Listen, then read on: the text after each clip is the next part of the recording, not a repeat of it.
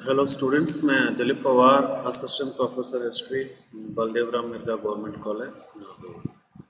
तो जो last class थी उसमें अपन ने नेपोलियन के बारे में पढ़ा था। और जो लास्ट क्लास थी उसमें अपन ने बात की थी नेपोलियन की महाद्वीपीय प्रणाली के बारे में। तो उसी क्रम में अपन आगे बढ़ते हुए आगे चलते हैं और बात करते हैं नेपोलियन के पतन के बारे में। और सवाल ये है कि नेपोलियन का पतन क्यों हुआ या किस प्रकार से हुआ। तो इसमें जो सबसे इम्पोर्टेंट और सबसे पहला कारण ये है कि age of Napoleon, all events of continental Europe connected with him but decline in short time. अब इसमें इंट्रोडक्शन वाली लाइन लिख रखी है, अगर नेपोलियन के पतन के बारे में सवाल आता है तो अपन इसमें किस प्रकार से उसकी शुरुआत कर सकते हैं।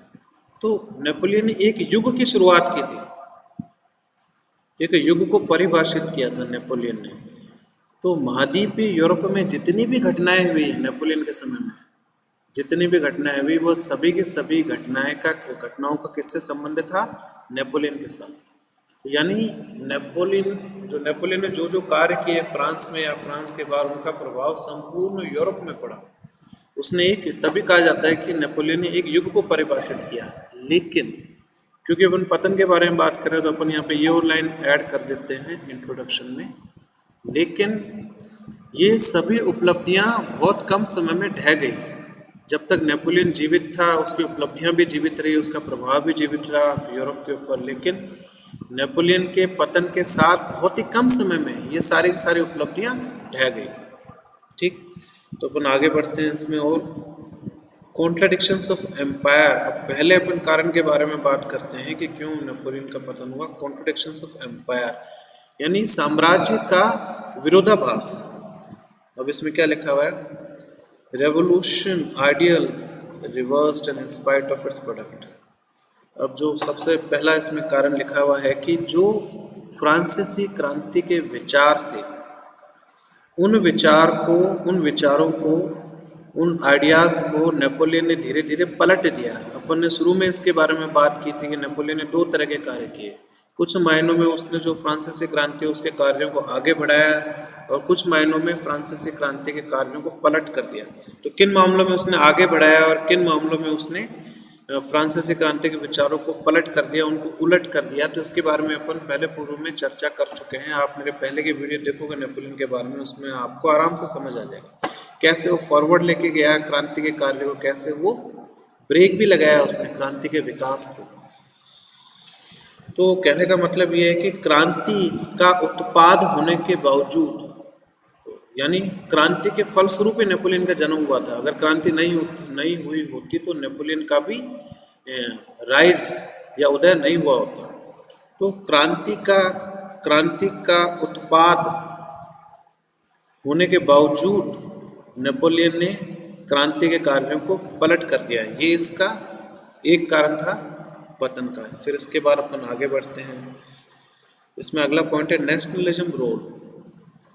देखो नेपोलियन के ये भी विरोधाभासी है अपने आप में। जो राष्ट्रवाद का क्या महत्व है? देखो राष्ट्रवाद का दोनों तरीके से महत्व है। राष्ट्रवाद ने नेपोलियन को आगे बढ़ने में भी सहायता प्रदान की, और राष्ट्रवाद ने उसी सेम फिनोमिना, उसी सेम प्रोसेस और इसी राष्ट्रवाद ने नेपोलियन को आगे बढ़ने से भी रोका। नेपोलियन के पतन के लिए भी उत्तरदायी है।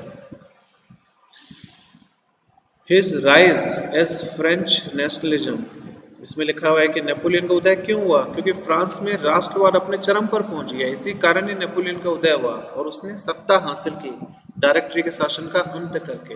और सारी की सारी जो फ्रांस की जनता थी वो खुश हो गई, क्योंकि एक नेशनलिज्म की वेव थी उस समय में फ्रांस के अंदर। और क्यों राष्ट्रवाद की वेव आई उसके उदय के लिए? क्योंकि नेपोलियन युद्ध के फ्रंट पे, वॉर के फ्रंट पे लगातार विजय प्राप्त कर रहा था। इसलिए राष्ट्रवाद का संचार हो गया पूरे फ्रांस के अंदर और नेपोलियन का आसानी से सत्ता में उदय हो गया। लेकिन but imperialism outside against nationalism of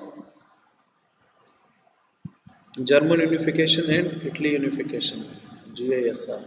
तो कहने का मतलब है लेकिन फ्रांस के बाहर जहाँ जहाँ पे नेपोलियन ने अपना कब्जा किया, जिन जिन भूभागों पर और जिन जिन देशों पे अपना कब्जा किया, वहाँ पे नेपोलियन ने साम्राज्यवाद को फैलाया।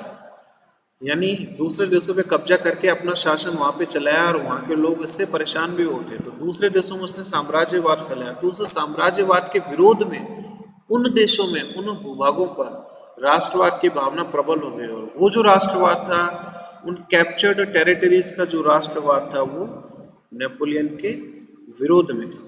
तो इस कारण नेपोलियन का अंत हुआ, क्योंकि राष्ट्रवादी लोग हो गए। जहां जहां पे उसने कब्जा किया था, उसने फ्रांस ने इटली में कब्जा किया था, उसने जर्मनी में कब्जा किया था, तो वहां पे राष्ट्रवादी उठे वहां के लोग। जैसे इसमें उदाहरण देते हैं कि क्यों वहां की जनता परेशान हो उठी। स्पेन पे भी इसने आक्रमण किया था नेपोलियन ने, और वहां पे अपना अधिकार कायम किया था। और अधिकार कायम करने के पश्चात नेपोलियन ने अपने भाई को वहां का राजा बना के भेजा था। अब इसमें क्या लिखा हुआ है कि स्पेन में ही सीज्ड क्राउन डिसेप्टिवली, यानी नेपोलियन ने किस प्रकार से स्पेन का मुकुट हासिल किया, किस प्रकार से स्पेन की गद्दी हासिल की, डिसेप्टिव तरीके से हासिल की। डिसेप्टिव का मतलब क्या है? धोखाधड़ी। धोखाधड़ी करके उसने स्पेन का राज्य हथियाया था और अपने भाई को राजगद्दी संभला दी। तो इसलिए जनता शुरू से ही, स्पेन की जनता शुरू से ही नेपोलियन को, या जेम्स बोनापार्ट जो उसका भाई था, जेम्स बोनापार्ट, उसको पसंद नहीं करते थे। स्पेनिश रिबल्स, तो स्पेन के जो लोग थे उन्होंने विद्रोह कर दिया। और खासकर जिसके बारे में अपन बात करते हैं, गुरिल्ला टेक्निक। गुरिल्ला टेक्निक बहुत ही फेमस टेक्निक है, क्योंकि जब विद्रोही लोग गुरिल्ला तकनीक या गुरिल्ला पद्धति अपना लेते हैं युद्ध के समय में, तो बड़ी से बड़ी ताकतें ध्वस्त हो रखी है गुरिल्ला तकनीक के कारण। तो स्पेन में जो विद्रोही लोग थे उन्होंने गुरिल्ला तकनीक को अपना लिया। गुरिल्ला तकनीक क्या होती है कि आप जंगलों में छुप गए, आप इंतजार करोगे कब नेपोलियन की सेना वहां से निकले, फिर उन पे अचानक हमला कर दोगे। इससे पहले कि सेना संभल पाए, सेना को काफी लॉस हो चुका, नेपोलियन की सेना को, सेना संभल पाया, उससे पहले ही वो जो विद्रोही है जंगल में दोबारा भाग जाएंगे। तो quick attack and quick withdrawal की जो टेक्निक है उसको गुरिल्ला पद्धति कहते हैं। तो इसके कारण जो स्पेन के विद्रोही है उनको काफी बड़ी विजय हासिल हुई नेपोलियन के ऊपर। और नेपोलियन अत्यधिक परेशान रहने लगा, क्योंकि जो गुरिल्ला टेक्निक है उसका कोई तोड़ नहीं था। बड़ी ताकतों के पास गुरिल्ला टेक्निक का तोड़ बहुत मुश्किल से निकलता है। जैसे अपन और बात करते हैं गुरिल्ला टेक्निक का क्या महत्व है। बड़े बड़े साम्राज्य ध्वस्त हुए हैं। मैंने आपको कहा ना, कौन सा एग्जाम्पल अगर आप थोड़ा भी दिमाग लगाओगे या याद करोगे, अगर आपने हिस्ट्री को पढ़ा है तो आप बता दोगे। नंबर 1, सबसे पहला अपन को उदाहरण देखने को मिलता है वियतनाम। आपको पता है वियतनाम के ऊपर किसका अधिकार था? अमेरिका का। वियतनाम, और वियतनाम में विद्रोहियों का दमन करने के लिए अमेरिकी सेना ने एक अभियान चलाया, जिसमें उन्होंने फाइटर जेट का भी इस्तेमाल किया, उन्होंने केमिकल एजेंट का भी इस्तेमाल किया, केमिकल वॉरफेयर भी किया। यानी कुछ ऐसे केमिकल वियतनाम के जंगलों में डाल दिए जिससे वहाँ के लोग हैं मर गए, वहाँ के पेड़ पौधे उनको काफ़ी नुकसान हुआ। उनमें से एक केमिकल था जिसका नाम है एजेंट ऑरेंज। तो एजेंट ऑरेंज के बारे में आईएएस में भी सवाल आ चुका है, एजेंट ऑरेंज। तो एजेंट ऑरेंज क्या है? वियतनाम वॉर में अमेरिका के द्वारा इस्तेमाल किया गया एक प्रकार का रसायन था जो विद्रोहियों का दमन करने के लिए इस्तेमाल किया गया। तो कहने का मतलब ये है कि जो विद्रोही थे वियतनाम के, उन्होंने गुरिल्ला तकनीक को अपना लिया। और गुरिल्ला तकनीक अपनाने के बाद अमेरिकन आर्मी उनको लॉसेस होने लगे और अंततः अमेरिका को वियतनाम छोड़ के जाना पड़ा। काफ़ी एम्बेरसमेंट था अमेरिका के लिए वियतनाम को छोड़ना। तो इतने बड़ी सुपर पावर को भी घुटने पे ला दिया किसने? गुरिल्ला तकनीक। तो उसी प्रकार से अपन बात करें मराठों के बारे में। भारत में जब मुगलों के साथ मराठों का संघर्ष हो रहा था, क्योंकि मुगल हर हाल में ताकतवर थे, उनके पास केंद्रीय सेना बहुत अधिक थी, उनके पास केंद्रीय सत्ता थी, उनके पास धन दौलत था, उनके पास संसाधन खूब सारे थे, क्योंकि पूरे के पूरे भारत पे उनका अधिकार था।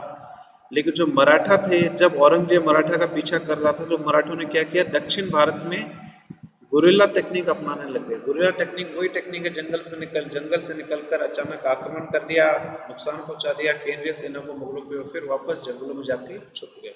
तो गुरिल्ला टेक्निक के कारण औरंगजेब को भी काफी नुकसान उठाना पड़ा, और अंततः जो मुगल का जो नियंत्रण है दक्षिण भारत के ऊपर, वो पूर्ण रूप से टूट गया। मराठा अपने आप में एक बहुत ही सक्षम समुदाय बन गए। तो गुरिल्ला टेक्निक विश्व इतिहास में अनेक समय में विद्रोहियों के द्वारा प्रयोग में ली जाती रही है। और उसी प्रकार से गुरिल्ला तकनीक का इस्तेमाल किया स्पेन के विद्रोहियों ने, और स्पेन को काफ़ी और नेपोलियन को या फ्रांस को काफ़ी अधिक नुकसान पहुंचाने में कामयाब रहे। तो जब देखा कि स्पेनिश सिविल वॉर कहा जाता है इसको, स्पेनिश सिविल वॉर, यानी जो गृह युद्ध हुआ स्पेन का, उसमें नेपोलियन की करारी हार भी है, जेम्स बोनापार्ट को अपनी जान बचा के भागना पड़ा वहां से। तो जब स्पेन नेपोलियन के हाथ से निकल गया, तो अक्सर ये अपन हिस्ट्री में पढ़ते हैं कि myth of his invincibility was broken. अब इसका मतलब क्या है कि उस समय यूरोप के लोगों ने धारणा बना रखी थी कि नेपोलियन इतना अधिक ताकतवर है, कोई भी देश उसको नहीं हरा सकता है।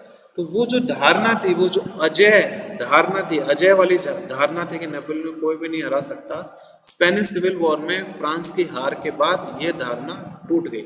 यानी जो दूसरे देश हैं वो भी एम्बोल्डन हुए, तो दूसरे देश से वो भी एनकरेज हुए कि वो भी नेपोलियन को हरा सकते हैं। फिर इसके बाद है inspired German Italian Leipzig 1813, role of nationalism rise and fall. जैसा मैंने बताया, राष्ट्रवाद का दोनों में योगदान था, इसके उदय में भी और इसके पतन में भी नेपोलियन के। GIR मेरे ख्याल से होना चाहिए German industrial region, German industrial region. तो जर्मनी के क्षेत्र में फ्रांस का अधिकार था और फ्रांस ने सहयोग किया कि एक इंडस्ट्रियल रीजन बना दिया जाए जर्मनी के क्षेत्र में। तो इंडस्ट्रियल रीजन बनाने से क्या हुआ, कम से कम एक प्रकार की इकोनॉमिक यूनिटी आई जर्मनी के अंदर। जर्मनी का जो पहले का नाम था प्रशिया था, प्रशिया ही आगे चल के यूनिफिकेशन के बाद जर्मनी कहलाया। तो जो प्रशिया का जो क्षेत्र था और कई सारे छोटे छोटे राज्यों में बटा हुआ था प्रशिया, उस समय प्रशिया केवल एक राज्य था, उसके अलावा कई सारे छोटे छोटे राज्य थे। तो संपूर्ण भूभाग को आगे चल के जर्मन देश कहा गया जब उनका यूनिफिकेशन हो गया, जब वो सारे के सारे राज्य एक हो गए। लेकिन उससे पहले जब प्रशिया का अधिकार था और कई सारे छोटे छोटे राज्य थे, उन सभी पे नेपोलियन ने अपना अधिकार कायम किया। तो नेपोलियन ने वहाँ पे एक रीजन बनाने में सहायता की, जर्मन इंडस्ट्रियल रीजन। तो इसमें कम से कम पहले इकोनॉमिक यूनिटी आई, पॉलिटिकल यूनिटी बाद में अचीव की गई, लेकिन नेपोलियन के टाइम में कम से कम इकोनॉमिक यूनिटी आई। तो कहने का मतलब ये है कि नेपोलियन ने जर्मनी के अंदर भी राष्ट्रवाद की भावना को फैलाया या सहायता प्रदान की, राष्ट्रवाद की भावना प्रबल करने में सहायता प्रदान की, क्योंकि उसने यूनिटी का कार्य किया, इकोनॉमिकली एक करने की कोशिश की नेपोलियन ने जर्मनी को, जर्मन इंडस्ट्रियल रीजन की स्थापना के साथ। फिर अगला कारण क्या है नेपोलियन के पतन का, कॉन्टिनेंटल सिस्टम, महाद्वीपीय प्रणाली के बारे में अपन डिटेल से पढ़ चुके हैं। तो महाद्वीपीय प्रणाली अंततः कामयाब नहीं रही और इसके अंत के साथ नेपोलियन का अंत भी निश्चित ही हो गया। तो it was last nail in the coffin of Napoleon, मतलब अंत की कड़ी थी ये महाद्वीपीय प्रणाली का फेल होना। फिर इसके बारे में नेपोलियन की पर्सनैलिटी भी, उसकी जो व्यक्तित्व है, नेपोलियन के व्यक्तित्व भी उत्तरदायी है कि क्यों नेपोलियन का अंत हुआ। ही वॉज ऑटोक्रेटिक, ऑटोक्रेटिक का मतलब ही वो तानाशाह था। उसने लोगों का, तानाशाह का क्या काम होता है, कभी भी लोगों का सपोर्ट लेके नहीं चलते, वो अपनी मनमानी करते हैं। तो वह एक तानाशाह था, इसलिए नेपोलियन ने कभी भी अपने एडवाइजर्स, अपने सलाहकार की बात को नहीं माना। ये भी इसके व्यक्तित्व का ही एक हिस्सा था कि वह तानाशाह था, और तानाशाही प्रवृत्ति के कारण अंततः नेपोलियन का अंत हुआ। फिर और इसके व्यक्तित्व के कौन कौन से फेसेट्स हैं या कौन कौन से तत्व हैं जिसके कारण नेपोलियन का अंत हुआ। दूसरा है इंपीरियल एम्बिशन, मतलब ये है कि जो नेपोलियन है उसकी साम्राज्यवादी आकांक्षाएं काफ़ी अधिक थी। वो दूसरे देशों में अपना अधिकार कायम करना चाहता रहा, अपना राज्य की स्थापना करना चाहता रहा दूसरे देशों में भी। तो साम्राज्यवादी लोभ जिसे कह सकते हैं, साम्राज्यवादी आकांक्षाएं भी उत्तरदायी थी नेपोलियन के पतन के लिए। फिर वेल विशर्स जॉइंट एनिमी, तो क्योंकि वो अपने सलाहकारों की बात नहीं मानता रहा, क्योंकि नेपोलियन एक तानाशाह की तरह कार्य कर रहा था, लोग परेशान हो गए थे, सरकारी अधिकारी भी परेशान हो गए थे, सैनिक कमांडर भी परेशान हो गए थे। तो कई सारे वेल विशर्स यानी जो नेपोलियन का भला चाहते थे, वह लोग भी धीरे धीरे शत्रु के साथ जाके मिल गए नेपोलियन की तानाशाही प्रवृत्ति देखने के बाद। यानी उन वेल विशर्स को लगा नेपोलियन हमारी बात ही नहीं मान रहा था, नेपोलियन के साथ खड़े होकर हम क्या करेंगे, तो शत्रु के साथ जाके मिल गए। फिर दूसरा अगला कौन सा कारण है, इसके व्यक्तित्व का जो तत्व है वह रिवेंजफुल, वह बदला लेना चाहता है नेपोलियन। जैसे डिजायर टू डिस्ट्रॉय ब्रिटेन, आपको पता ना महाद्वीपीय प्रणाली को क्यों शुरू किया गया, क्योंकि जो ब्रिटेन एक ताकतवर देश था, उसके पास बहुत ही प्रबल स्थल सेना थी और इसके साथ ही उनके पास बहुत ही स्ट्रांग नेवी थी ब्रिटेन के पास। तो ब्रिटेन को हराना युद्ध में लगभग असंभव था, तो इसलिए नेपोलियन ने महाद्वीपीय प्रणाली का इजाद किया, जिसके तहत आर्थिक प्रतिबंध लगाए ब्रिटेन के ऊपर। चलो उनको हरा नहीं सकते, कम से कम उन पे उनके व्यापार पे आर्थिक प्रतिबंध तो लगा दें, ताकि जो अर्थव्यवस्था है ब्रिटेन की पूरी तरीके से चरमरा जाए। तो ऐसा उसने क्यों किया? क्योंकि वो ब्रिटेन से अपनी हार का बदला लेना चाहता रहा। उसने ब्रिटेन को अपना दुश्मन मान रखा था, और इसी के चक्कर में उसने महाद्वीपीय प्रणाली शुरू की, और जो आगे चल के महाद्वीपीय प्रणाली पूरी तरीके से फेल हो गई। तो उसके पतन का एक महत्वपूर्ण कारण यह भी है कि वह ब्रिटेन से बदला लेना चाहता था, ब्रिटेन को खत्म करना चाहता था हर हाल। ओवर कॉन्फिडेंस, फिर अगला तत्व यह है उसकी पर्सनालिटी का। Napoleon he was very over confident person, आत्मविश्वास से भरा हुआ रहता था। रशियाज लॉस, तो अपने ओवर कॉन्फिडेंस के कारण ही जो नेपोलियन है उसको रशिया में हार का सामना करना पड़ा। देखो रशिया में अक्सर ऐसा हुआ है, नेपोलियन ने भी आक्रमण किया, हिटलर ने भी आक्रमण किया रशिया में। अपनी ताकत देखते हुए क्या होता है, गलत असेसमेंट कर लेते हैं। नेपोलियन का लगा वो अत्यधिक ताकतवर हो गया, रशिया को भी हरा सकता है, उसके पास खूब बड़ी सेना है। तो रशिया में उन्होंने प्रवेश कर दिया, आक्रमण करना शुरू किया। रशिया हार गया क्योंकि रशिया के पास इतनी ताकतवर सेना नहीं थी। लेकिन क्या होता है, जल्दी अगर 3-4 महीने संघर्ष चलता रहता है तो रशिया में सर्दियां शुरू हो जाती है, और वहाँ की सर्दियां बहुत खतरनाक है रशिया की। तो जो फील्ड है उनको रशिया वालों ने डिस्ट्रॉय कर दिया, ताकि जो फ्रांस की सेना है उनको रसद नहीं मिल पाए आसपास के खेत खलिहानों से। फिर वहाँ पे सर्दी का मौसम जब शुरू होता है तो कोई भी सेना वहाँ पे नहीं टिक पाती। तो नेपोलियन को भी पलट कर वापस आना पड़ा रशिया से, क्योंकि सर्दियों का मौसम शुरू हो गया। यानी अगर रशिया पे आक्रमण करना तो क्विक 3-4 महीने में आप पूरे रशिया पे अपना आक्रमण पूरा का पूरा कंट्रोल कर लोगे। नहीं कर पाए तो जब वहाँ पे सर्दियाँ शुरू हो गई तो दूसरी सेना का वहाँ पे टिकना मुश्किल हो जाएगा। यही सेम हिस्ट्री रिपीट्स इटसेल्फ, अपन कहते हैं ना, यही चीज़ हिटलर ने रिपीट की। हिटलर ने भी रशिया के ऊपर आक्रमण करने की कोशिश की, बिल्कुल वही हाल हिटलर का भी हुआ जो पहले नेपोलियन का हुआ। तो दोनों को करारी शिकस्त का सामना करना पड़ा रशिया में आक्रमण करने के पश्चात। तो उसको अपन ओवर कॉन्फिडेंस ही कहेंगे कि नेपोलियन का ओवर कॉन्फिडेंस था, अत्यधिक आत्मविश्वास था, जिसके कारण उसने रशिया के विरोध में, रशिया के अगेंस्ट में एक इम्प्रैक्टिकल स्टेप उठाया, जिसमें जीत की कोई संभावना नहीं थी। फिर इसमें अगला पॉइंट ये है, यह भी इसके व्यक्तित्व का भाग है कि नेपोलियन अपने अंतिम समय में बीमार रहने लग गया, उसको हेल्थ प्रॉब्लम खूब सारी होने लग गई थी। तो इसलिए वह ढंग से अपनी सेना को कमांड नहीं दे पाया। ठीक है, फिर इसके बाद है अगला पॉइंट क्या है, काफ़ी इंपॉर्टेंट पॉइंट है, हर जगह पे आप इस पॉइंट को घुसा सकते हो। Limitation of character of empire. जो भी साम्राज्य है, कोई भी साम्राज्य बनता है जब वो अपने पीक पे पहुंचता है, पीक में पहुंचने के पश्चात उस साम्राज्य का अंत निश्चित है। जैसे जितने भी साम्राज्य भारत में आए, मौर्य साम्राज्य आए, गुप्त साम्राज्य आए, इन सभी साम्राज्य की स्थापना हुई, अपने पीक पे पहुंचे, अपने उच्चतम बिंदु पे पहुंचे, फिर उसके बाद इनका गिरना लाजमी है। तो उसी प्रकार से जो नेपोलियन का साम्राज्य था उसकी भी सीमा थी, और अपने पीक पे पहुंचने के बाद वह नीचे गिरने लग गया। तो और कौन कौन से कारण थे जो उसका साम्राज्य स्थापित किया नेपोलियन का? वह ओवर सेंट्रलाइज था, यानी अत्यधिक केंद्रीकृत कर कर सारी की सारी शक्तियां नेपोलियन ने अपने पास रखी, तानाशाह होने के कारण। तो इस कारण सुव्यवस्थित तरीके से अपने साम्राज्य को नहीं चला पाया। फिर इसके बाद आ गया personality based and busy war, यानी जो नेपोलियन का शासन था वह व्यक्तित्व के आधार पे था, पर्सनैलिटी बेस्ड था। अक्सर क्या होता है, जो साम्राज्य पहले रहे हैं सारे के सारे पर्सनैलिटी बेस्ड एम्पायर रहे हैं, व्यक्तित्व पे आधारित साम्राज्य का गठन किया गया है। यानी एक शक्तिशाली शासक है तो वो नियंत्रण में ले आएगा सारी की सारी परिस्थितियों को, और अपने राज को कायम कर लेगा और आगे बढ़ाएगा। लेकिन जब कोई कमजोर शासक गद्दी पे बैठ जाता है तो उसके पश्चात जो साम्राज्य बनाया गया है, उसके फादर ने जो साम्राज्य बनाया, वो ताश के पत्तों की तरह ढह जाता है। तो पर्सनैलिटी बहुत बड़ा फैक्टर है, और अंत में अपन ने देखा कि नेपोलियन है वो युद्धों में पूरी तरीके से बिजी रहने लग गया, और अपने साम्राज्य को व्यवस्थित करने का वो समय नहीं निकाल पाया। Empire big but no time for consolidation, वही जिसके बारे में अपन ने बात की। उसका साम्राज्य बहुत बड़ा हो गया था। नेपोलियन ने जर्मनी पे भी अपना अधिकार किया, इटली पे भी अपना अधिकार किया, स्पेन पे भी अपना अधिकार किया, पूरे यूरोप में अपनी धाक जमाई। लेकिन उसके बावजूद जो उसमें कमी क्या रहेगी, नेपोलियन कंसोलिडेशन, यानी जो उसने राज कायम किया उसको व्यवस्थित करने का उसको समय नहीं मिला। वो आगे एक्सटेंशन में लगा रहा, वो आगे और आक्रमण करने में लगा रहा यूरोप में। लेकिन जो राज्य उसने विजिट किए हैं वहाँ पे उसको सुव्यवस्थित नहीं बना सके, उनको कंसोलिडेट नहीं कर पाए। तो इसी के साथ ही अपन नेपोलियन का टॉपिक यहीं पे समाप्त करेंगे, और ये अपना जो छोटा सा डिस्कशन है ऑनलाइन जो ई क्लास है यहाँ पे समाप्त होती है। आप लोगों का बहुत बहुत धन्यवाद। हाँ, मैं इसके साथ आपको असाइनमेंट भी देना चाहूँगा कि जो मैंने बोला है उसको आप वीडियो में देखने के बाद, पढ़ने के बाद आप लिखो कि जो नेपोलियन है उसके पतन के क्या कारण थे।